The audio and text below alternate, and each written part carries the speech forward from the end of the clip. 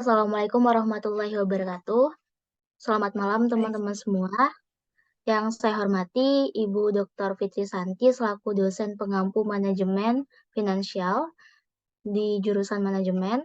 Kemudian yang tak lupa pula yang saya hormati teman-teman sekaligus yang sudah berkenan hadir untuk diskusi pada malam hari ini. Baik teman-teman semua, sebelumnya izin memperkenalkan diri, nama saya Nisa Kurnia, biasa dipanggil Nisa, NPM saya 012. Di sini saya selaku moderator sekaligus presentator pada diskusi malam ini, di mana kita hari ini bakal bahas mengenai fintech tema. Nah, sebelum itu saya nggak sendirian, ada rekan-rekan saya juga yang tak kalah hebat. Boleh di next?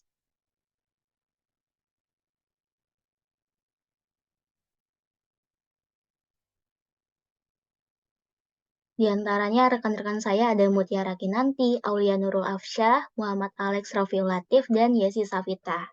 Sebelum itu, kayaknya kita bahas overview sedikit ya mengenai topik yang bakal kita bahas nih untuk diskusi pada malam ini. Yang pertama nih kita ketahui bahwa teknologi semakin lama semakin berkembang.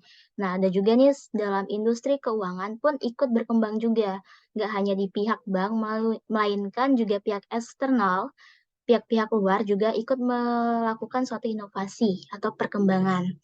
Nah, di sini nanti kita bakal bahas mengenai apakah bank sebagai suatu badan usaha di sektor industri keuangan ini harus ikut berkontribusi atau berkolaborasi daripada berkompetisi ini dengan fintech.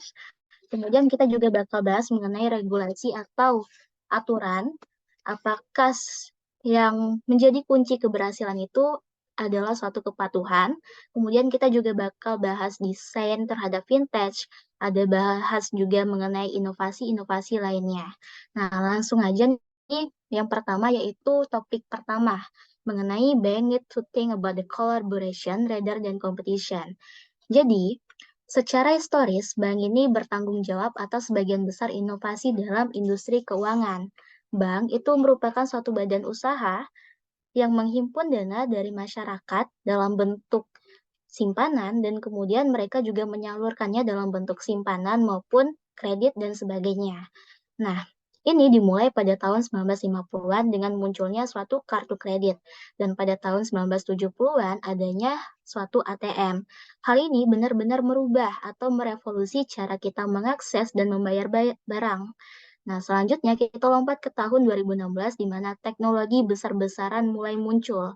Nah, ini mulai adanya suatu kayak dompet digital, kemudian adanya Shopee, kemudian ada Dana, ada Bitcoin, cryptocurrency, dan sebagainya. Nah, di sini suatu permintaan telah datang dari konsumen dan membuatnya ingin menginginkan suatu pengaturan keuangan yang lebih mudah lagi. Nah, bank ini juga bisa untuk melakukan suatu keterkaitan dengan APA atau Application Programming Interface, di mana APA ini merupakan suatu set instruksi dan protokol yang memungkinkan berbagai software atau perangkat lunak ini dan sistem bisa saling berkomunikasi atau berinteraksi satu sama lainnya. Jadi ibaratnya APA ini, kalau kita ke restoran, kita pesan menu kan, kemudian waitersnya datang menanyakan kita mau pesan A, B, atau C. Nah, kemudian waiters ini ke kitchen yang mana mereka menyampaikan nih informasi-informasi yang diinginkan oleh konsumen. Nah, waiters di sini diibaratkan sebagai APA atau Application Programming Interface. Nah, untuk contohnya, APA ini adalah aplikasi PayPal. PayPal ini merupakan suatu aplikasi yang sangat dikenali oleh dunia, di mana PayPal ini merupakan suatu situs layanan online dalam aplikasi ataupun web. Nah, lantas, bank ini kira-kira perlu nggak sih berkolaborasi dengan daripada bersaing nih dengan fintech? Terdapat tiga hal yang bisa dipilih oleh bank. Yang pertama, bank bisa untuk berkolaborasi dengan fintech yang mana nantinya bakal menimbulkan suatu simbol suatu mutualisme atau saling menguntungkan nih dengan pihak fintech. Di mana contohnya bank bisa berupa berinvestasi nih dengan fintech yang nantinya bakal memperluas cakupan dan inovasi dari bank sendiri. Fintech pun juga mendapatkan suatu sisi positifnya, yaitu basis pelanggan yang lebih besar. Namun, jika bank tidak mau nih untuk berkolaborasi dengan fintech sendiri, mereka bisa untuk melakukan suatu persaingan. Nah, di sini mereka bisa untuk mengembangkan suatu solusi teknologi mereka sendiri, kayak mereka bisa membuat suatu m-banking, melakukan inovasi dengan m-banking tersebut. Nah, namun jika bank itu ingin melakukan kolaborasi, tapi juga ingin melakukan persaingan, mereka juga bisa melakukan satu hybrid atau mereka berkolaborasi dengan fintech pada kondisi atau keadaan tertentu dan sementara pada kondisi yang lainnya mereka melakukan suatu persaingan. Nah, ini yang saya bahas mengenai bank, apakah mereka harus berkolaborasi daripada persaingan. Selanjutnya topiknya bakal dibahas lebih lanjut nih oleh Mutiara Kinanti. Kepada Mutiara saya persilahkan.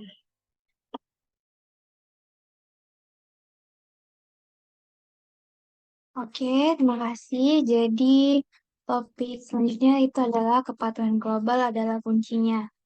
Em, jadi, fintech itu wajib membangun layanan yang nyaman dan aman terpercaya terlepas dari eh, geografi dan undang-undang yang hampir setiap negara memiliki peraturan keuangan masing-masing berdasarkan budaya, sistem keuangan, dan pengalaman sejarahnya yang tentunya berbeda-beda.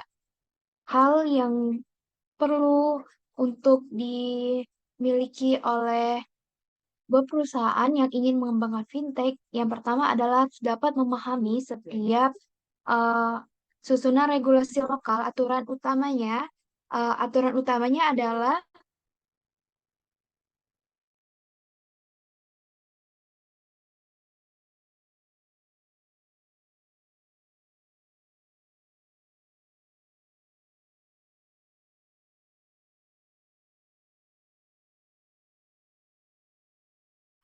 baik, maaf, ada gangguan, maaf. Jadi saya lanjutkan. Jadi, aturan utama yang harus dimiliki yaitu adalah eh, tidak boleh melewati peraturan-peraturan yang dimiliki oleh sebuah regional atau sebuah daerah atau negara eh, akan jauh lebih baik apabila peraturan tersebut dirangkul untuk dijadikan sebagai fungsi inti dari organisasi. Jadi yang pertama itu adalah Amerika Serikat, pasar tunggal dengan peraturan yang kompleks dan bertingkat. Yang mana eh, di Amerika Serikat itu sendiri memiliki regulasi keuangan yang masih sangat terfragmentasi dibandingkan dengan Asia dan Eropa, yang mana sebagian besar yurisdiksi itu hanya memiliki satu regulator bank. Contohnya, ketika Anda ingin eh, memberikan saran atau pengelolaan investasi, eh, Anda harus mencari terlebih dahulu dan menentukan undang-undang bagian mana yang mungkin berlaku untuk klien Anda tersebut. Yang kedua itu adalah Eropa, masih rumit tetapi dengan beberapa regulasi yang diharmonisasikan. Em, Pada tahun 2014, Eropa itu memiliki peraturan dan menerapkan mekanisme pengawasan tunggal yang dimaksudkan untuk menyelaraskan peraturan keuangan nasional yang berlaku dalam 27 negara anggota Eropa. Di setiap negara otoritas itu eh, memiliki NCA, yaitu badan yang mengawasi Bank Nasional dan penyediaan layanan keuangan. Jika uh, ingin meluncurkan sebuah perusahaan fintech, maka harus dapat bekerja sama dengan NCA lokal dan peraturannya masing-masing. Lalu Asia masih sangat terfragmentasi. Asia ada salah satu negara di Asia yaitu adalah Cina, di mana Cina ini merupakan uh, sebuah negara yang masih sangat teratur dalam hal sistem keuangannya. Contohnya itu um, di Cina itu ada namanya Bank People Bank of China yang merupakan bank terbesar di Cina yang bertindak sebagai perbendaharaan. Lalu ada China Development Bank yang mendistribusikan modal asing dari berbagai sumber, dan ada juga China International, dan ada juga China International Trust and Investment Corporation yang merupakan organisasi keuangan yang memperlancar masuknya dana asing. Lalu selanjutnya itu ada China Construction Bank yang meminjamkan dana untuk proyek pembangunan modal dari APBN. Lalu yang selanjutnya itu ada Agricultural Bank of China yang berfungsi sebagai lembaga peminjaman dan penerima simpanan untuk sektor pertanian. Lalu selanjutnya itu layanan pembayaran diatur secara global, yaitu kepatuhan lokal dan global membuat, membeli, atau bermitra. Setiap fintech itu memiliki tahapan proses layanan dan level yang mana harus dapat yang mana harus dapat menerapkan strategi yang tepat untuk mengelola proses tahapan pengembangan fintech. Karena setiap langkah yang dipilih untuk uh, pengembangan itu dapat memiliki implikasi yang besar terhadap tahapan selanjutnya. Kita mungkin saja bisa mencari tahu atau bahkan mempertimbangkan peraturan dan undang-undang lokal, nasional maupun internasional ya yang dapat mendukung atau bahkan merusak model bisnis yang sudah kita rancang. Jadi kita harus dapat menyesuaikan atau kita harus mencari tahu dulu peraturan dan undang-undang apa yang berlaku di mana uh, tempat kita mengembangkan fintech tersebut. Um, yang sebagai kuncinya itu adalah kepatuhan terhadap peraturan di setiap negara ataupun wilayah menjadi kunci keberhasilan pengembangan fintech suatu perusahaan. Baik, sekian dari saya. Selanjutnya saya kembalikan ke moderator. Terima kasih kepada Saudari Mutiara Kinanti dan materi selanjutnya mengenai pinjaman modal pada abad ke-21 akan dipaparkan oleh Aulia Nurul Afsyah. Kepada Aulia, saya persilahkan. Baiklah, terima kasih moderator. Di sini saya akan membahas pinjaman modal di abad ke-21. Dalam abad 21 ini, pinjaman modal dapat diperoleh dari berbagai sumber, misalnya dari bank, lembaga keuangan, non-bank, dan juga investor swasta. Pinjaman modal di abad 21 ini tampaknya terlalu besar, yang mana beberapa bank masih banyak mengalami kegagalan. Saat ini, hanya 50% orang seluruh dunia yang memiliki rekening tabungan, dan hanya 20% yang memiliki akses ke produk pinjaman dari lembaga keuangan. Yang mana hal ini berarti terdapat banyaknya banyaknya permintaan kredit yang belum terpenuhi, khususnya di negara-negara terkembang. Nah, teknologi baru dan teknik analisis data digunakan untuk meningkatkan akses terhadap kredit yang menjadikan pemberian pinjaman lebih efisien dan inklusif. Nah, misalnya sumber data alternatif seperti penggunaan ponsel dan aktivitas media sosial digunakan untuk menilai kelayakan kredit, khususnya bagi individu yang mungkin tidak memiliki riwayat kredit tradisional. Nah, di sini ada data dan teknologi baru adalah kunci membuat kredit secara global. Di Amerika Serikat, kemampuan untuk membuka rekening bank, mendapatkan kartu kredit, atau memperoleh pinjaman untuk memulai membangun kehidupan atau bisnis semuanya bergantung pada persetujuan data biro kredit. Lending Club telah membangun bisnis bernilai miliaran dolar dengan menetapkan harga yang akurat atas risiko pinjaman yang ditagih berlebih oleh operator kartu kredit. Di negara maju, bank telah duduk dan tidak memanfaatkan banyak data yang tersedia yang akan meningkatkan keputusan pinjaman mereka. Bank harus menjadi lebih pintar hanya untuk mengejar kemampuan pinjaman emisi dari platform pinjaman pasar baru. Masalah data yang sama juga merugikan pemberi pinjaman non-bank yang di ujung bawah spektrum. Sebagian besar pemberi pinjaman gaji menolak untuk melaporkan riwayat pembayaran klien mereka ke biro karena mereka takut mengalihkan mereka ke pinjaman dengan bunga yang lebih rendah. Di seluruh dunia, tantangannya adalah sebagian besar negara tidak memiliki biro kredit, dan dari mereka memilikinya hanya cenderung melaporkan perilaku pembayaran negatif. Meskipun begitu, cakupannya tidak merata karena sebagian besar penduduk bahkan tidak terdaftar dalam database biro kredit.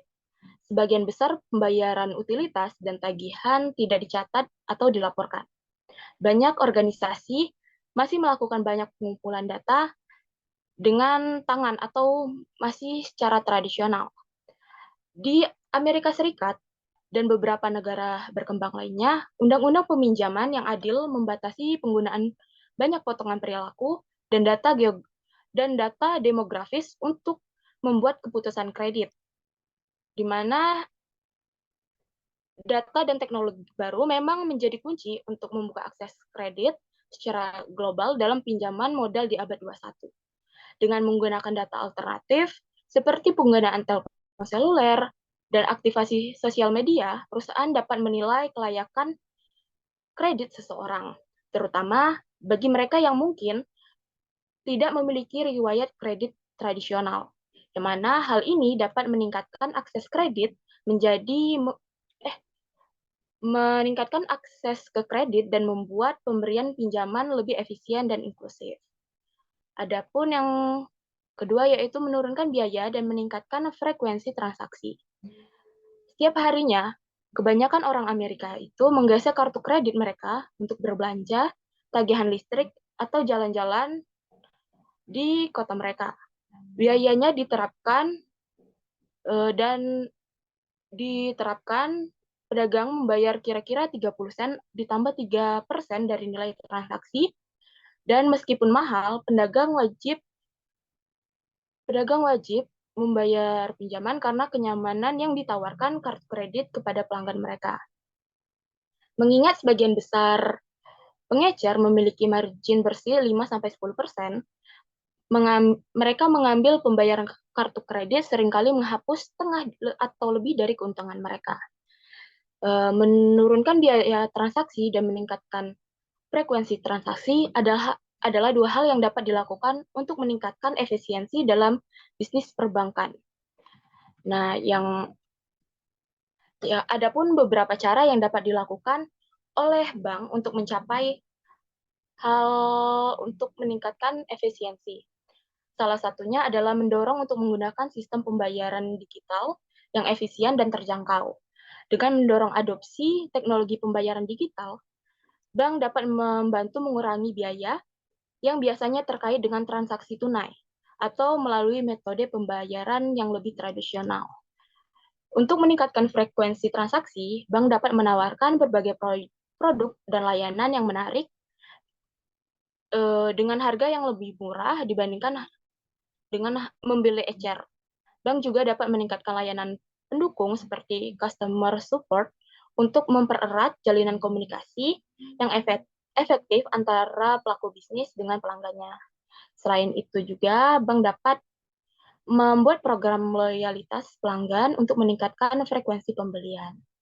Yang selanjutnya itu perubahan akan datang melewati bank di dekat Anda. Sistem perbankan saat ini tidak siap untuk melakukan tugas yang menantang untuk beradaptasi dengan landscape digital baru. Bank sebagian besar menggunakan infrastruktur teknologi lama yang terpusat dan sangat bergantung pada cabang yang mahal dan proses manual. Selain itu, mengingat peran mereka dalam krisis keuangan baru-baru ini, mereka akan menghadapi kendala modal dan peraturan yang semakin meningkat. Bank akan terus menarik diri dari pinjaman kepada klien yang berisiko. Mengingat basis biaya yang tinggi, bank tidak mampu menanggung dan meminjamkan uang dalam jumlah yang kecil karena akan nyaman bagi klien yang mana di bawah struktur biaya ini, bank sangat bergantung pada biaya dan denda yang rumit untuk menghasilkan uang dan tidak perlu menyimpan cadangan modal untuk mendapatkannya. Pinjaman di abad 21.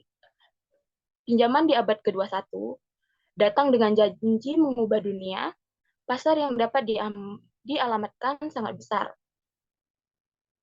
Kuat 5 miliar orang, masih banyak pinjaman yang harus diberikan, dan 1 triliun diantaranya mungkin baru permulaan. Mungkin itulah materi dari saya kembalikan ke moderator. Baik, terima kasih kepada Aulia Nurul Afsyah yang sudah memaparkan dengan sebaik dan sejelas mungkin. Kemudian topik yang gak kalah menarik nih bakal lebih lanjut dibahas oleh rekan saya Yesi Safita mengenai inovasi besar dalam fintech, yaitu adalah identitas. Kepada Yesi, saya persilahkan.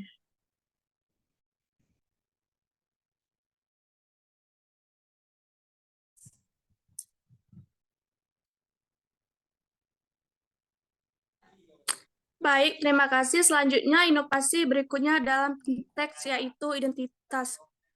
Identitas di sini adalah bagian dari kunci infrastruktur global yang mendasari setiap elemen. Selanjutnya, jika tidak rusak, jangan perbaiki. Yang pertama, masuk sosial, yaitu pengguna memverifikasi identitas dan masuk ke situs web atau aplikasi seluler menggunakan profil yang ada dari jaringan seperti Facebook, Instagram, dan aplikasi lainnya. Yang kedua, angka Twitter, yaitu pada 2014 perusahaan jejaring sosial Twitter memperkenalkan digital alat yang memungkinkan pengguna mendaftar ke aplikasi seluler dan mengidentifikasi identitas tanpa perlu membuat kredensial login baru dan membuat nama pengguna dan kata sandi baru. Konsumen dapat masuk menggunakan hanya dengan nomor ponsel. Yang ketiga, ID Sentuh Apple adalah kombinasi sidik jari biometrik, lokasi GPS, dan tokenisasi. NetWiz dan RBS di Inggris saat ini menggunakannya sebagai pengganti kata sandi untuk login akun, dan ini merupakan titik fokus keamanan untuk Apple Pay yang menjadikannya lebih dari sekedar kartu debit atau kredit dalam hal keamanan. Lalu yang terakhir, Trulo. Trulo adalah biro identitas berbasis sosial pertama di dunia yang menyediakan bisnis online dengan API yang menampilkan tingkat keamanan bank untuk memverifikasi pengguna secara instan di seluruh dunia. Itulah sekian dari saya kembalikan kepada moderator.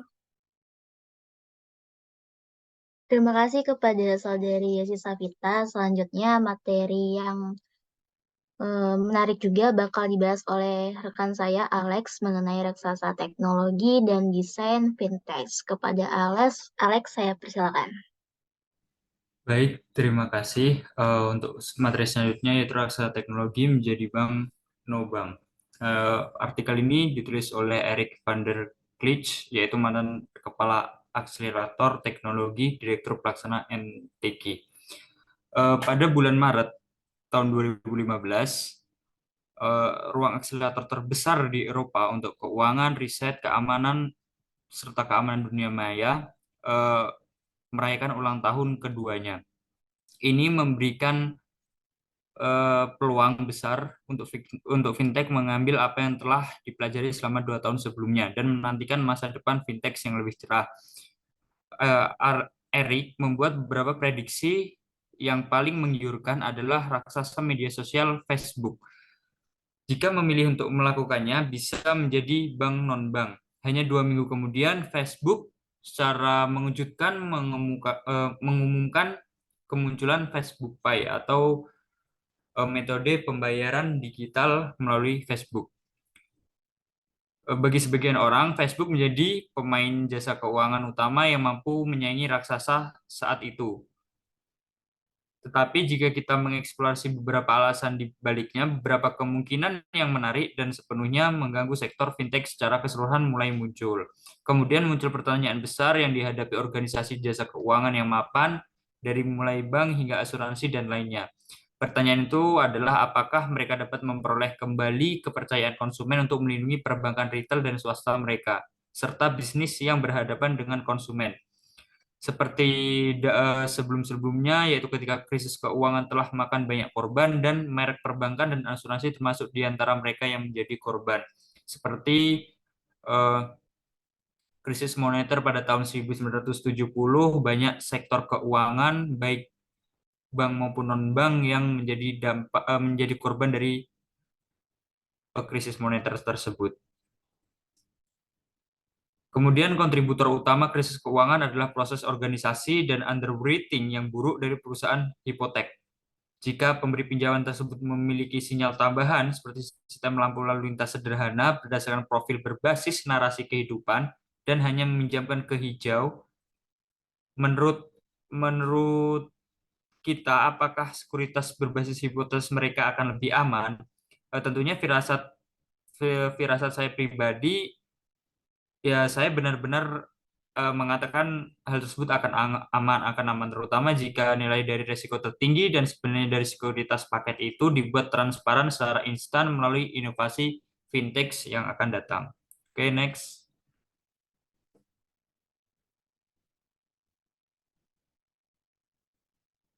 Selanjutnya yaitu desain bukan lagi pilihan tetapi pengalaman pengguna atau UX, user experience di fintech itu lebih diutamakan.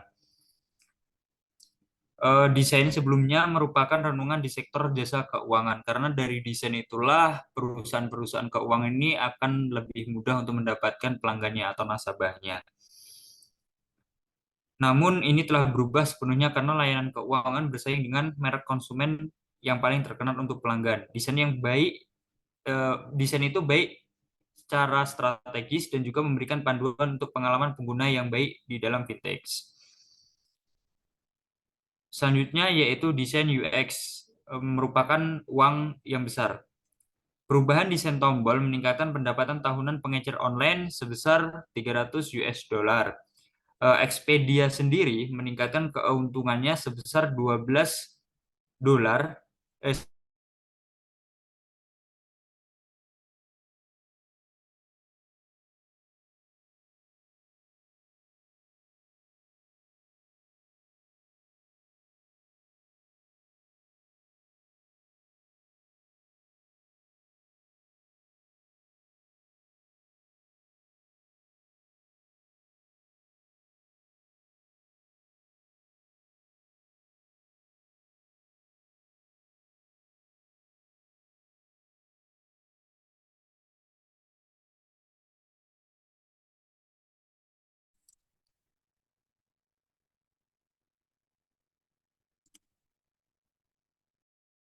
maaf sedikit gangguan.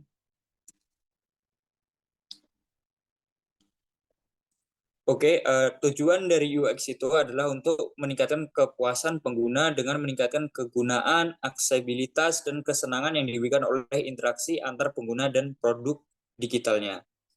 Selanjutnya yaitu UX dan fintech. Lebih dari 15 juta aplikasi perbankan telah diunduh di Inggris dan hampir 80% nasabah bank menggunakan online atau mobile banking setidaknya sebulan sekali. Layanan keuangan merangkul revolusi digital.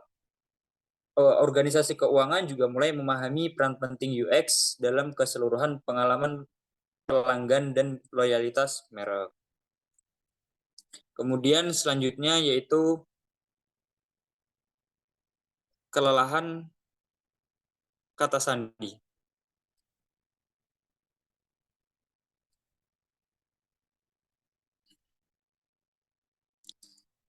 Untuk melindungi data dan uang yang ada di dalam fintech, layanan memeriksa apakah sandi-sandi itu telah digunakan dengan baik dan benar. Ada beberapa kriteria yang biasanya digunakan oleh orang dalam penggunaan kata sandinya, yaitu yang pertama masuk ke 10 situs atau aplikasi seluler berbeda per hari. Jadi satu sandi digunakan untuk 10 situs yang berbeda. Yang kedua yaitu menyimpan kata sandi untuk 30 sampai dengan 40 situs. Untuk mengatasi beban kognitif ini, orang membuat password yang mudah diingat. Jadi rata-rata orang itu membuat password apa aja ya, terutama password pada keuangannya itu dengan kata-kata yang mudah diingat. Contohnya seperti nama pacar pertama dengan tahun lahirnya, misalnya Laura 1980. Inilah yang kadang menjadi sebuah persoalan karena sandi ini akan lebih mudah ditebak oleh orang lain sehingga ditakutkan nanti terjadi penyalahgunaan kata sandi. Kemudian ada 7 pedoman.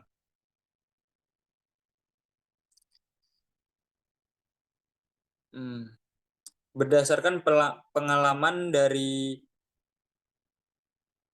Terry Cordayer ini tadi, dalam dunia fintech ada 7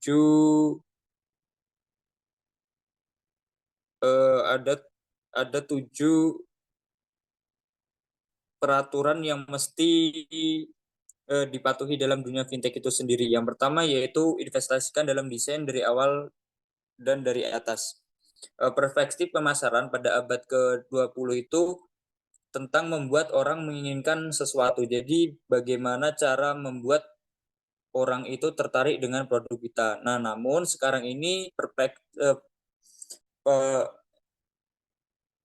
perspektif itu telah berubah menjadi bagaimana membuat sesuatu yang diinginkan orang. Jadi kita menciptakan suatu produk yang menarik orang, bukan orang tersebut yang tertarik kepada produk kita. Desain dengan fokusnya pada pengguna adalah rute yang dilalui merek untuk berhasil atau gagal. Yang kedua yaitu pahami semua langkah dalam pengalaman end-to-end. Saat melakukan uji coba pembayaran seluler untuk bank besar di Inggris, Cordayer ini tadi menemukan bahwa potensinya sebagian besar bergantung pada kompatibilitas sistem tempat penjualan pihak ketiga. Yang ketiga yaitu marry with design and engineering. UX yang hebat bukan hanya tentang apa yang terjadi di layar, tetapi juga kolaborasi yang erat dengan teknik merupakan faktor yang diremehkan tetapi sangat penting sebenarnya. Kode dan kinerjanya juga berdampak langsung pada persepsi pengguna tentang kualitas produk. Persepsi ini dibentuk oleh hal-hal seperti waktu mulai, perilaku, pemuatan halaman, kelancaran transisi, animasi, dan lain sebagainya. Yang keempat yaitu gunakan desain untuk mempercepat pengambilan keputusan. Teknik desain seperti rapid prototyping memaksimalkan pembelajaran cepat. Mereka digunakan oleh desainer sprint Google untuk membuat ide-ide menjadi nyata yang memungkinkan untuk diuji dengan cepat dengan calon pengguna akhir. Kemudian yang kelima yaitu menghemat waktu pengembangan yang mahal. Perancang dan insinyur di perusahaan rintisan fintech seluler yang berbasis di London mengulangi beberapa kali desain alur pendaftaran untuk aplikasi seluler mereka. Mereka merancang layar, menyatukannya dengan prototipe dan mengujinya dengan beberapa orang, dan kemudian mereka memasukkan umpan balik, memperbarui desain, dan memulai lagi hingga pengalaman pengguna terbaik ditemukan. Yang keenam yaitu bidik kesederhanaan seperti Uber dengan tingkat kepercayaan tinggi. Aplikasi keuangan seluler berada di ponsel yang sama dengan aplikasi mirip dengan Uber dan Instagram. Pengguna akan membandingkan aplikasi keuangan dengan aplikasi konsumen ini. Kehilangan foto memang menyebalkan, tapi membocorkan data keuangan adalah malapetaka. Pengalaman fintech harus memiliki kesederhanaan pengalaman konsumen lainnya, tetapi dengan perhatian ekstra yang ditujukan untuk keamanan dan membangun kepercayaan konsumen. Dan yang terakhir yaitu hal-hal yang menarik mengurangi kesalahan. Estetika yang baik tidak hanya memiliki daya tarik yang lebih tinggi, tetapi juga manfaat fungsional dan biaya. Peneliti Jepang dan Israel mengembangkan 2 bentuk anjungan tunai mandiri, yaitu mesin ATM yang memungkinkan kita mendapatkan uang dan melakukan tugas perbankan sederhana.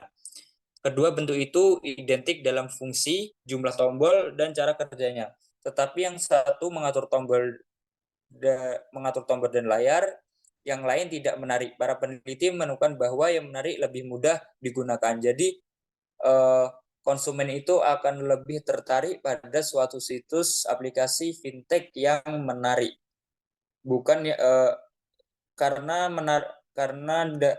situs yang menarik itu lebih mudah digunakan serta tombol dan layarnya lebih mudah untuk dipelajari. Oke, baik, terima kasih. Kembali ke moderator. Baik, terima kasih kepada Muhammad Alex. Jadi bisa kita tarik kesimpulan bahwa hasil diskusi kita pada malam ini, nggak selamanya suatu fintech ini merupakan suatu malapetaka nih, melainkan kayak apabila sektor lembaga seperti bank itu berkolaborasi atau bermitra dengan fintech, itu bisa menghasilkan satu simbiosis mutualisme. Nah, namun kembali lagi nih pada sektornya, apakah mereka mau berkolaborasi atau enggak, ya kembali ke kebijakan mereka masing-masing. Selain itu, regulasi atau aturan ini juga merupakan satu hal yang penting dalam fintech.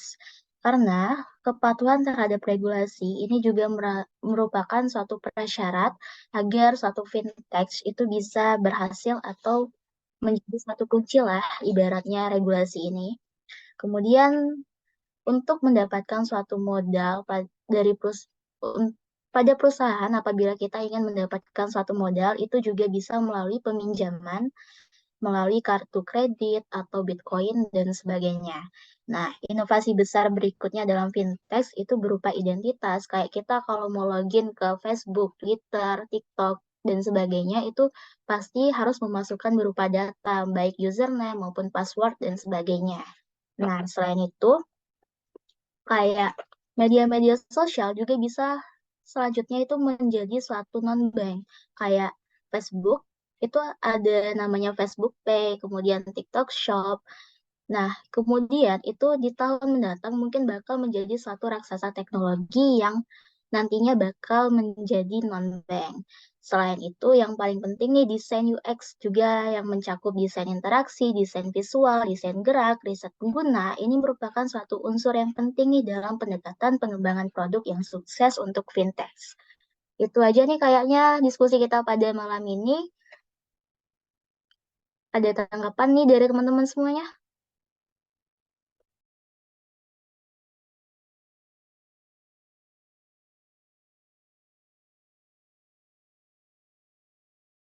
Kalau nggak ada, kayaknya kita tutup aja. Alex, boleh Alex? Enggak, mungkin udah cukup aja ya, karena mengingat waktu juga udah malam, mungkin udah cukup. Ya. Baiklah, saya akhiri. Terima kasih teman-teman semuanya yang sudah berkesempatan untuk hadir pada diskusi kita pada malam hari ini. Wabillahi taufiq wal hidayat. Wassalamualaikum warahmatullahi wabarakatuh. Selamat malam. Waalaikumsalam Malam. warahmatullahi wabarakatuh.